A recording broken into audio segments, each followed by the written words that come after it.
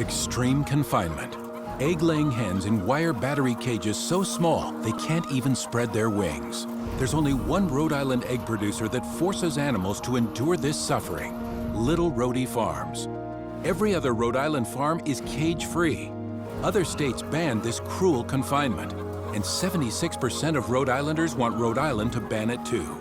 Call your state senator, ask them to stop this abuse, and support the cage-free bill.